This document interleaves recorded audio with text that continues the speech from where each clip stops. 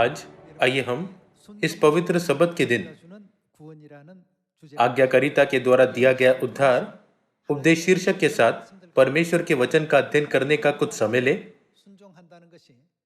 और एक बार फिर महसूस करें कि वास्तव में परमेश्वर के वचन का पालन करना कितना अनमोल और सुंदर है। पिता इस पृथ्वी पर देह धारण करके आए और स्वर्ग जाने से पहले इस अंतिम संदेश को छोड़ा। यदि आप स्वर्गीय माता की बात सुनते हैं तो आपको सोते समय भी चावल का केक मिलेगा।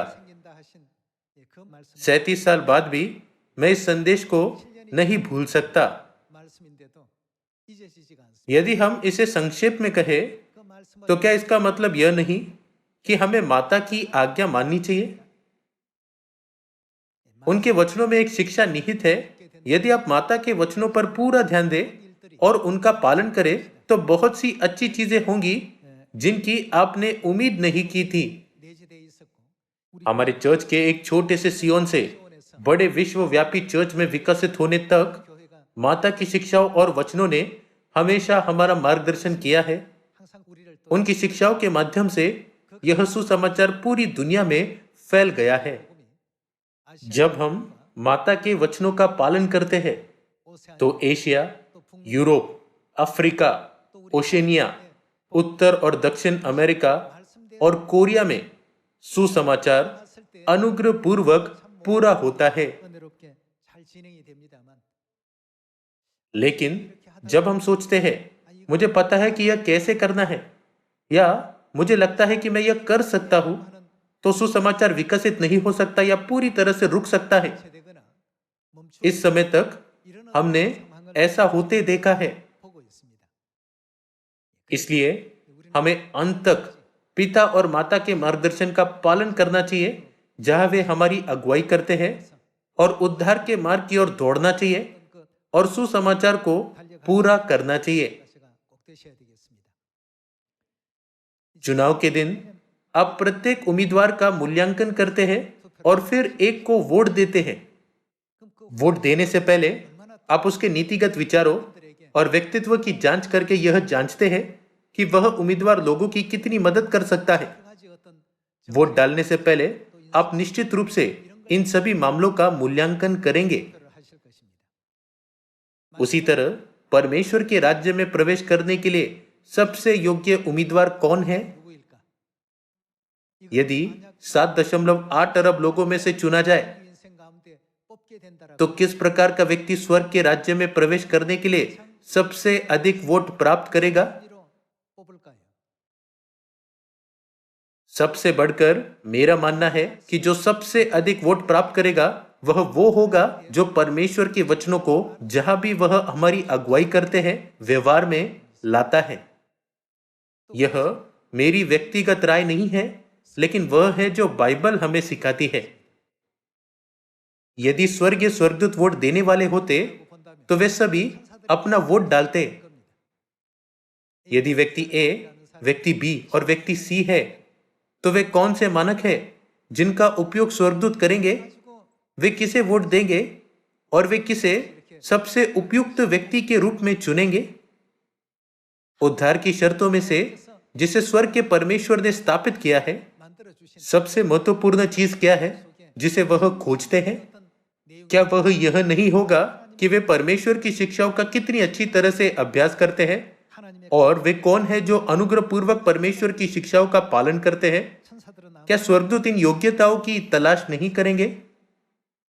बाइबल में दर्ज किए गए कई उदाहरणों में से जब आज्ञाकारिता की बात आती है तो ऐसे मामले थे जहां लोगों ने संपूर्ण रूप से परमेश्वर के वचन का पालन किया और ऐसे मामले थे जहां लोगों ने पहले तो आज्ञा का पालन किया लेकिन बाद में उनका मन बदल गया और वे अवज्ञा करने लगे। अन्य मामलों में ऐसे लोग थे जो आधे आज्ञाकारी और आधे अवज्ञाकारी थे। चौथे मामले में कुछ ने शुरू से अंत तक अवज्ञा की। यह चारों प्रकार बाइबल में दर्ज है।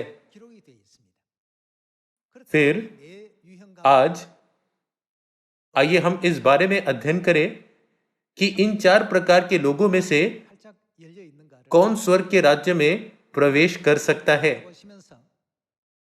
पिता की अंतिम शिक्षाओं में से एक शिक्षा थी, यदि आप स्वर्गीय माता की बात सुनते हैं तो आपको सोते समय भी चावल का केक मिलेगा। बहुत सी अच्छी चीजें होंगी जिनकी आपने उम्मीद नहीं की थी। हमारा चर्च ऑफ गॉड स्वर्गीय पिता और माता की अनुग्रहपूर्ण शिक्षाओं के अंदर एक छोटे से हाउस चर्च से दुनिया भर के चर्चों में विकसित हुआ है। यह सब सुसमाचार का एक अच्छा परिणाम था जो तब हुआ जब हमने परमेश्वर से आई शिक्षाओं का पालन किया। बाइबल की शिक्षाओं में से आइए हम व्यवस्था विवरण अध्याय 8 खोलें और इस विषय के बारे में परमेश्वर की इच्छा का अध्ययन करें और जानें। आइए हम व्यवस्था विवरण अध्याय 8 पर जाए। आइए हम व्यवस्था विवरण अध्याय 8 आयत 1 पर एक नजर डालें। जो जो आज्ञा मैं आज तुझे सुनाता हूं उन सबों पर चलने की चौकसी करना। हमें किसकी आज्ञा का पालन करना चाहिए?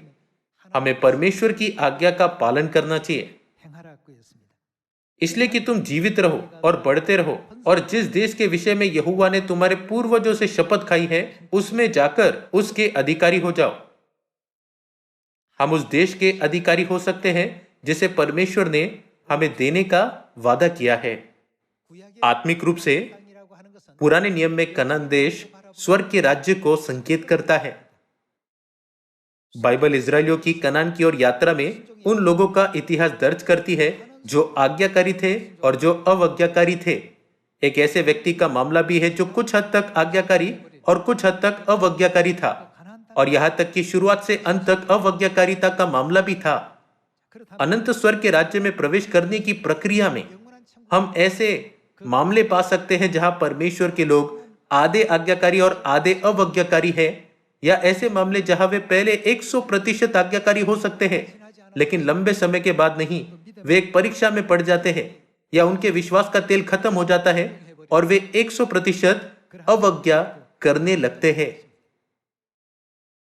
व्यवस्था विवरण की पुस्तक के अनुसार ये सभी घटनाएं एक प्रतिरूप और छाया है जिसके द्वारा परमेश्वर हमें सिखाते हैं कि जब तक हम कनान में प्रवेश नहीं करते और यहां तक कि हमारे कनान में प्रवेश करने के बाद भी हमें उनकी शिक्षाओं के अनुसार जीना चाहिए।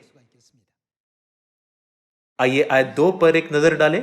और स्मरण रख कि तेरा परमेश्वर यहोवा उन 40 वर्षों में तुझे सारे जंगल के मार्ग में से इसलिए ले आया है कि वह तुझे नम्र बनाए।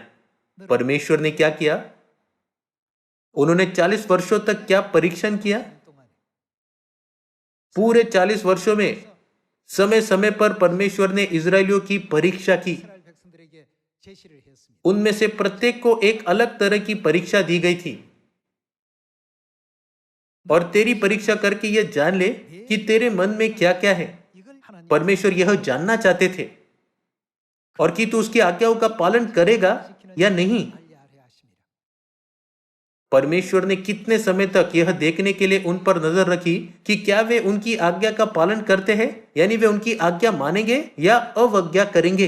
यह कहा गया है कि जब तक उन्होंने कनान में प्रवेश नहीं किया तब तक परमेश्वर ने उनकी लगातार परीक्षा की और उन पर नजर रखी। इसलिए हम कह सकते हैं कि जंगल में 40 साल की पूरी यात्रा एक ऐसा समय था जब परमेश्वर उनकी आज्ञाकारिता और अवज्ञा की मात्रा की जांच कर रहे थे। आज हम विश्वास के जंगल में चल रहे हैं, इसलिए विश्वास का जीवन जीने की प्रक्रिया में भी हम कह सकते हैं कि जब तक हम स्वर्ग में प्रवेश नहीं करते तब तक परमेश्वर उन लोगों के बीच न्याय करेंगे जो परमेश्वर के वचन मानते हैं और जो नहीं मानते, और जो उनका पालन करते हैं और जो उनका पालन नहीं करते। आइए प्रत्येक मामले पर एक एक करके नजर डालें। आइए हम प्रकाशित वाक्य अध्याय 14 पर जाए। आइए हम प्रकाशित वाक्य अध्याय 14 आयत 1 में परमेश्वर के वचन पढ़े। फिर मैंने दृष्टि की और देखो वह मेम्ना सिय्योन पहाड़ पर खड़ा है और उसके साथ 1,44,000 जन है जिनके माथे पर उसका और उसके पिता का नाम लिखा हुआ है। और स्वर्ग से मुझे एक ऐसा शब्द सुनाई दिया जो जल की बहुत धाराओं और बड़े गर्जन का सा शब्द था, और जो शब्द मैंने सुना वह ऐसा था मानो वीणा बजाने वाले वीणा बजा रहे हो वे सिंहासन के सामने और चारों प्राणियों और प्राचीनों के सामने एक नया गीत गा रहे थे। उन 1,44,000 जनों को छोड़ जो पृथ्वी पर से मोल लिए गए थे, कोई वह गीत न सीख सकता था। ये वे हैं जो स्त्रियों के साथ अशुद्ध नहीं हुए पर कुंवारे हैं। ये वही है कि जहां कहीं मेमना जाता है वे उसके पीछे हो लेते हैं। यहाँ इन व्यक्तियों में से किसी की भी कोई व्यक्तिगत प्राथमिकता नहीं है। उनके पास केवल मेमने पर इस प्रकार का पूर्ण और दृढ़ विश्वास है। कहा गया है जहां कहीं मेमना जाता है वे उसके पीछे हो लेते हैं। इसका मतलब है कि उन्होंने 100% विश्वास के साथ परमेश्वर के वचन और शिक्षाओं का पालन किया है। प्रेरित यूहन्ना ने एक दर्शन में इस दृश्य को देखा और यह कहते हुए बाइबल में इन लोगों के बारे में लिखा, वे पृथ्वी पर से मोल लिए गए हैं। इसका अर्थ कि जहां कहीं मेमना जाता है वे उसके पीछे हो लेते हैं। यह है कि उनके पास संपूर्ण आज्ञाकारिता है।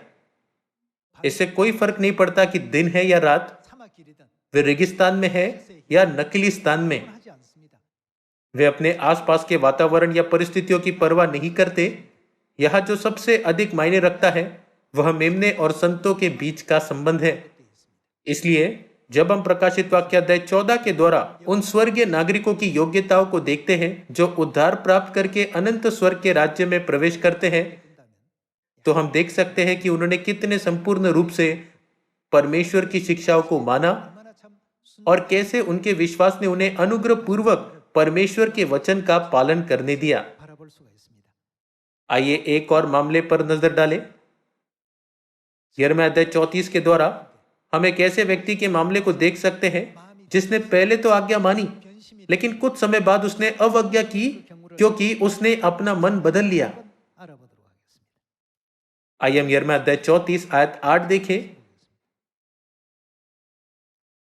अध्याय 34 आयत 8, यहोवा का वह वचन यिर्मयाह के पास उस समय आया जब सिदकिय्याह राजा ने सारी प्रजा से जो यरूशलेम में थी यह वाचा बंधाई कि दासों के स्वाधीन होने का प्रचार किया जाए, कि सब लोग अपने अपने दास दासी को जो इब्री या इब्रीन हो स्वाधीन करके जाने दे और कोई अपने यहूदी भाई से फिर अपनी सेवा न कराए। तब सब हाकिमों और सारी प्रजा ने यह प्रण किया कि हम अपने अपने दास दासियों को स्वतंत्र कर देंगे और फिर उनसे अपनी सेवा न कराएंगे। इसलिए उस प्रण के अनुसार उनको स्वतंत्र कर दिया। राजा सिदकिय्याह और सभी इजरायलियों ने परमेश्वर की वाचा और व्यवस्था के अनुसार जीने का निश्चय किया। मूसा की व्यवस्था में यह कहा गया है, यदि कोई इब्री भाई दास के रूप में सेवा करता है तो उस व्यक्ति को 6 साल तक दास के रूप में रखना, लेकिन 7वें वर्ष में उस व्यक्ति को स्वतंत्र कर देना। यह व्यवस्था विवरण की पुस्तक में दर्ज परमेश्वर की व्यवस्था है। उस समय तक व्यवस्था की परवाह किए बिना वे न केवल 6 साल बल्कि 7 साल या 10 साल तक उन्हें दास के रूप में रखते थे। राजा सिदकिय्याह के शासनकाल के दौरान उसने महसूस किया कि यह नबी द्वारा घोषित परमेश्वर की व्यवस्था का हिस्सा है और उसने इसका पालन करने के लिए दृढ़ संकल्प किया। अंत में उसने और लोगों ने सभी दासों को मुक्त कर दिया, लेकिन उन्होंने केवल थोड़े समय के लिए ही उन्हें मुक्त किया और इसके तुरंत बाद उन्होंने अपना मन बदल लिया।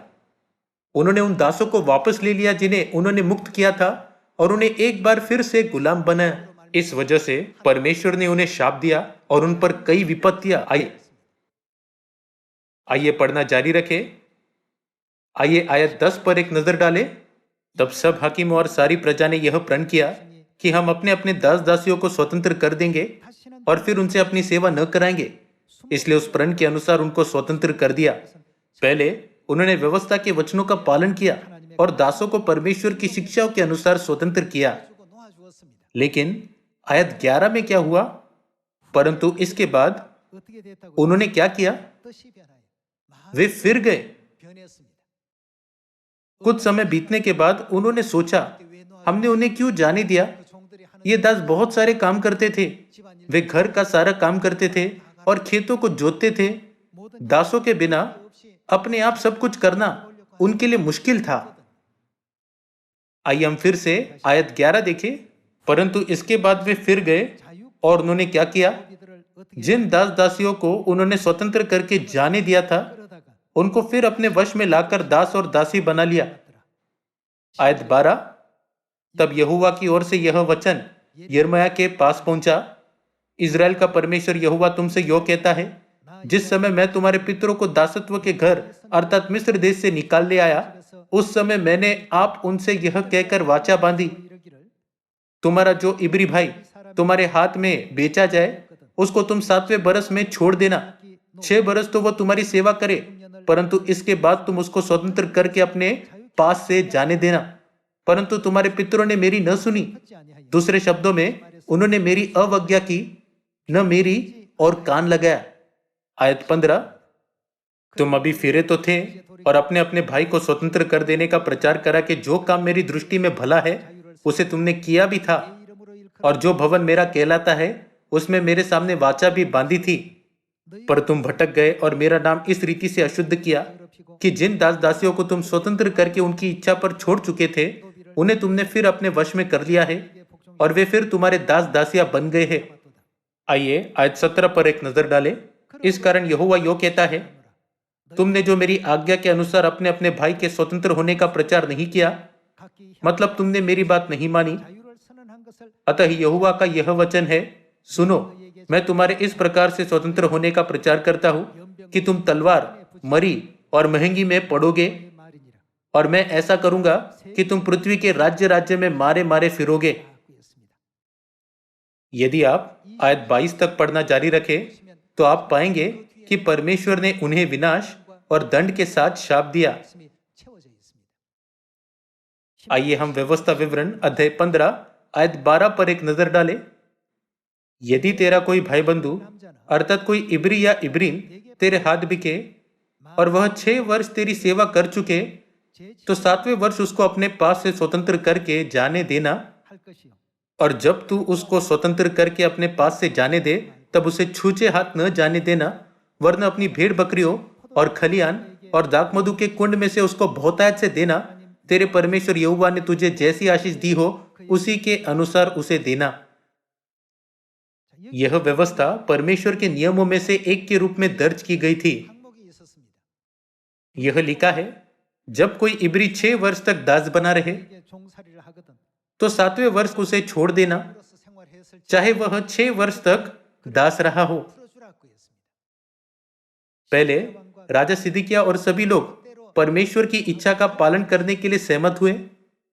जब उन्होंने अपने दासों को स्वतंत्र करने का फैसला किया तो उन्हें उन दासों को जाने देना चाहिए था, लेकिन पहले तो उन्होंने उन्हें छोड़ दिया, लेकिन थोड़े समय बाद उन्होंने उन्हें एक बार फिर से दास बना लिया। दूसरे शब्दों में, उन्होंने पहले तो परमेश्वर की आज्ञाओं का पालन किया, लेकिन बाद में उनकी अवज्ञा की। इसलिए परमेश्वर ने कहा, क्योंकि तुम मेरे वचनों का अभ्यास नहीं करते तो परिणाम यह होगा, विपत्तियां, सर्वनाश और महामारी तुम पर आएगी और तुम अपने शत्रुओं की तलवार से नाश किए जाओगे। परमेश्वर ने उन्हें उनकी अवज्ञा के परिणामों के प्रति जागरूक किया। प्रकाशित वाक्य अध्याय 14 में यह कहा गया है, जहां कहीं मेमना जाता है वे उसके पीछे हो लेते हैं, यह संपूर्ण आज्ञाकारिता है। यिर्मयाह अध्याय 34 में लोगों ने एक पल के लिए आज्ञा मानी और फिर बाद में अवज्ञा की। परमेश्वर ने यह नहीं कहा कि वह इस तरह के लोगों को आशीष देंगे। कहा गया है कि वह उन सभी को नष्ट कर देंगे। हम इसकी पुष्टि तब कर सकते हैं जब हम आयत 22 तक पढ़े। अगला आइए पहला शमूएल अध्याय 15 पर एक नजर डालें। आइए हम आज्ञाकारिता के एक अन्य मामले को देखें, जो कि राजा शाऊल का मामला है, जो आधा आज्ञाकारी और आधा अवज्ञाकारी था। आइए पहला शमूएल अध्याय 15 में देखें कि परमेश्वर ने राजा शाऊल के मामले में किस प्रकार का निष्कर्ष दिया। आइए हम पहला शमूएल अध्याय 15 आयत 1 देखें। शमूएल ने शाऊल से कहा, यहोवा ने अपनी प्रजा इज़राइल पर राज्य करने के लिए तेरा अभिषेक करने को मुझे भेजा था, इसलिए अब यहोवा की बातें सुन ले। सेनाओं का यहोवा यो कहता है, मुझे स्मरण है कि अमालेकियों ने इज़राइलियों से क्या किया। जब इज़राइली मिस्र से आ रहे थे तब उन्होंने मार्ग में उनका सामना किया, इसलिए अब तू जाकर अमालेकियों को मार और जो कुछ उनका है उसे बिना कोमलता किए नष्ट कर, क्या पुरुष, क्या स्त्री, क्या बच्चा, क्या दूध पीता, क्या गाय बैल, क्या भेड़ बकरी, क्या ऊंट, क्या गधा, सबको मार डाल।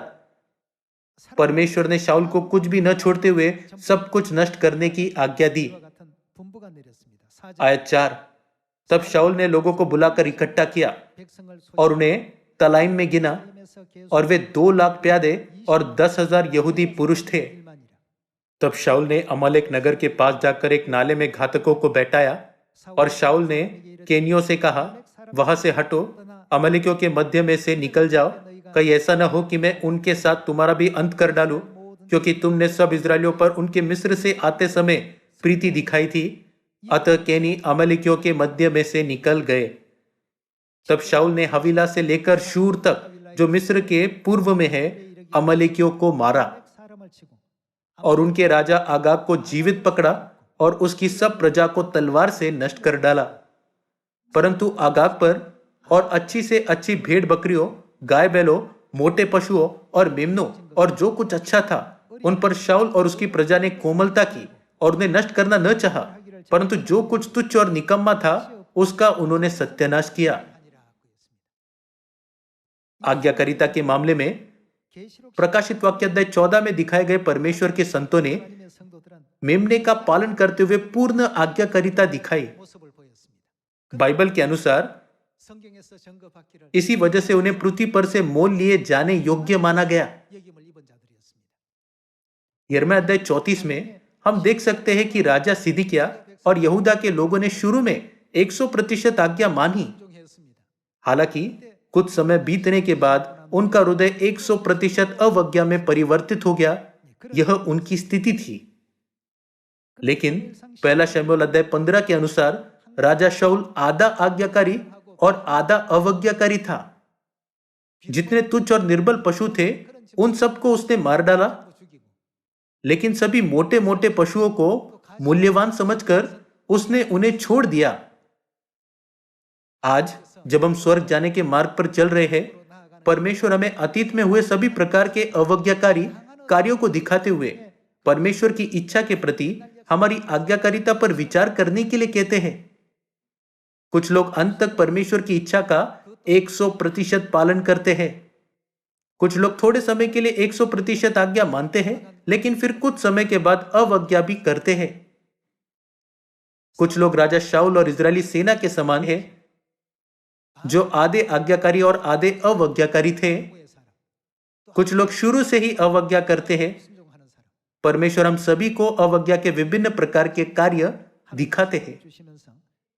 पहला शमूएल में हम अंत में देख सकते हैं कि जब परमेश्वर का आत्मा शाऊल से चला गया तो एक दुष्ट आत्मा उस पर आ गया और उसे सताया।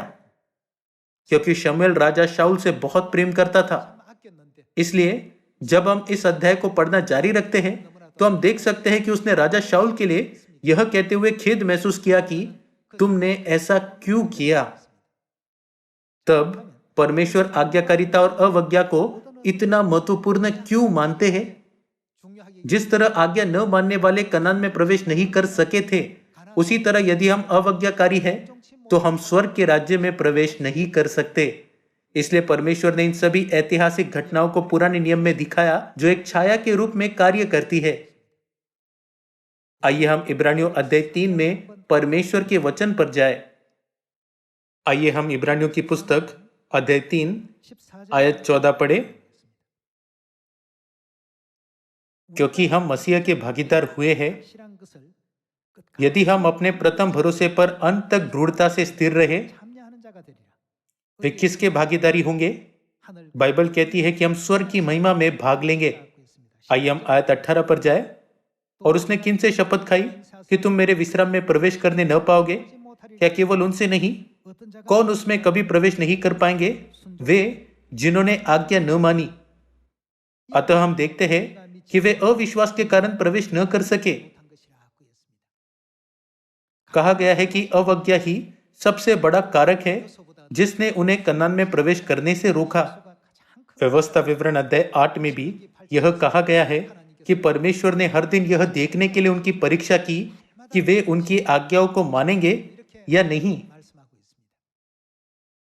40 वर्षों तक जंगल में उनकी यात्रा के दौरान परमेश्वर ने देखा कि उनके मन आज्ञाकारी है या नहीं।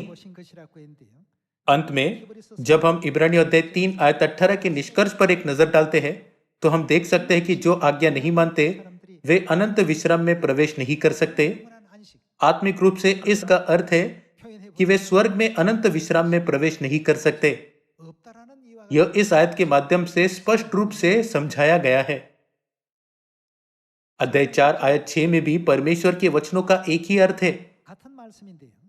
तो जब यह बात बाकी है कि कितने और हैं जो उस विश्राम में प्रवेश करें और जिन्हें उसका सुसमाचार पहले सुनाया गया, उन्होंने आज्ञा न मानने के कारण उनके साथ क्या हुआ, उन्होंने उसमें प्रवेश न किया।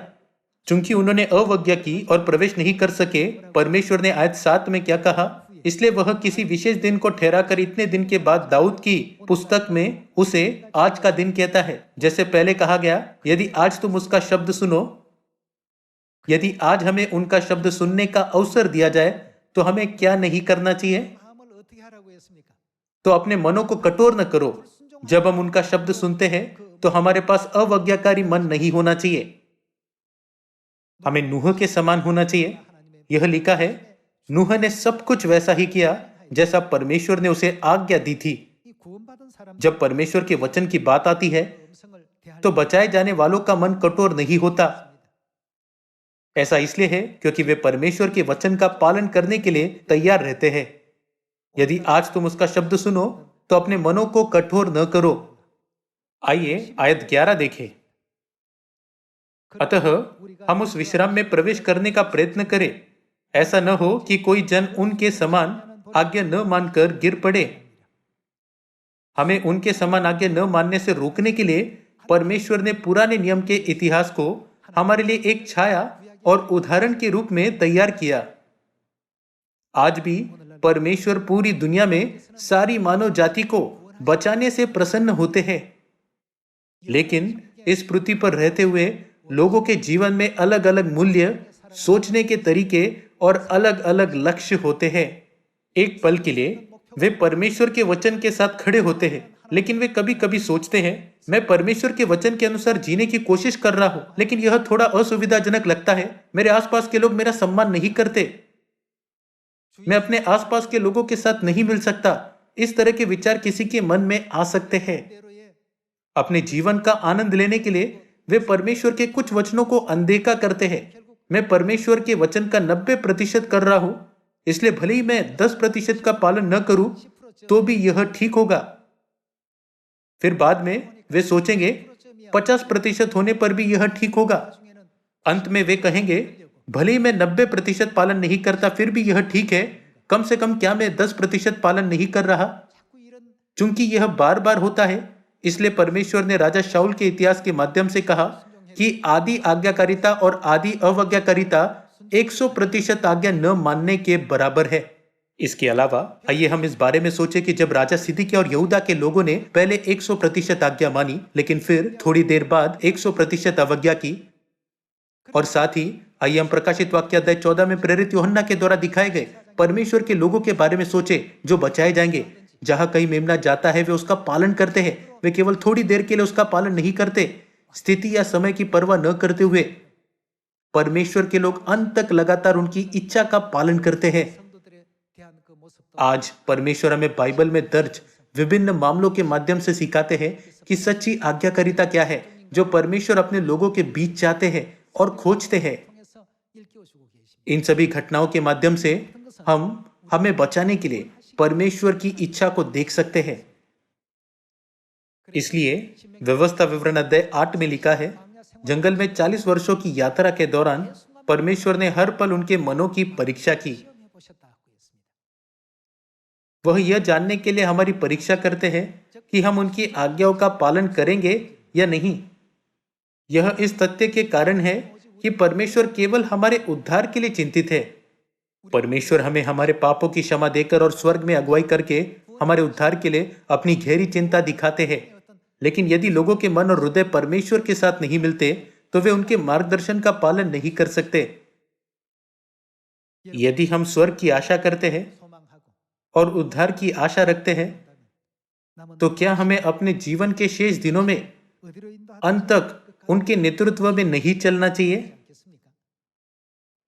जब यह पूरी तरह से और जल्दी से किया जाएगा, केवल तब पृथ्वी पर परमेश्वर का न्याय आ जाएगा। क्या दूसरा कुरिन्थियों अध्याय 10 में यह नहीं कहा गया कि जब तुम्हारा आज्ञा पालन पूरा हो जाए तो हर एक प्रकार के आज्ञा उल्लंघन का न्याय करे और उन्हें दंडित करे? आइए हम दूसरा कुरिन्थियों अध्याय 10 पर जाए। आइए दूसरा कुरिन्थियों अध्याय 10 आयत 4 देखें। क्योंकि हमारी लड़ाई के हथियार शारीरिक नहीं, पर गढ़ों को ढा देने के लिए परमेश्वर के द्वारा सामर्थी है। इसलिए हम कल्पनाओं का और हर एक ऊंची बात का जो परमेश्वर की पहचान के विरोध में उठती है खंडन करते हैं और हर एक भावना को कैद करके मसीह का आज्ञाकारी बना देते हैं और तैयार रहते हैं कि जब तुम्हारा आज्ञा पालन पूरा हो जाए तो हर एक प्रकार के आज्ञा उल्लंघन को दंडित करे। अंत में जब हमें परमेश्वर पर संपूर्ण विश्वास हो जाएगा और उनके वचन के प्रति आज्ञाकारी होंगे तो सारी मानव जाति का न्याय किया जाएगा। परमेश्वर ने हमें बताया है कि वह इस दुनिया को उनके अवज्ञा के कार्यों के लिए दंडित करेंगे। यूक्रेन और म्यांमार में संकट जो हमारे आसपास हो रहे हैं और कोरोना वायरस महामारी जैसी बड़ी विपत्तियों के सभी संकटों के बीच में हमें खुद से पूछने की जरूरत है, हमारे विश्वास में क्या कमी है? जब परमेश्वर हमारे विश्वास की परीक्षा लेते हैं तो क्या हमें असफल अंक मिल रहे हैं या अच्छे अंक मिल रहे हैं? इन बातों को एक बार फिर हमारे हृदय पर उत्कीर्ण करते हुए मैं आशा करता हूं कि आप और मैं परमेश्वर की अनुग्रहपूर्ण शिक्षाओं के अनुसार जहां कहीं वह हमें ले जाते हैं उनका पालन करते हुए विश्वास का एक धर्मी जीवन जिएंगे। यदि हम स्वर्गीय माता के वचन को सुनते हैं तो हम सोते समय भी निश्चित रूप से चावल का केक प्राप्त करेंगे। कई अच्छी चीजें होंगी जिनकी हमें उम्मीद नहीं थी। कृपया इस पर दृढ़ विश्वास रखें। हमारे स्वर्गीय परिवार के सभी सदस्यों को परमेश्वर के वचन के अनुसार जीने के लिए कहते हुए मैं आज के उपदेश को समाप्त करना चाहूंगा। धन्यवाद।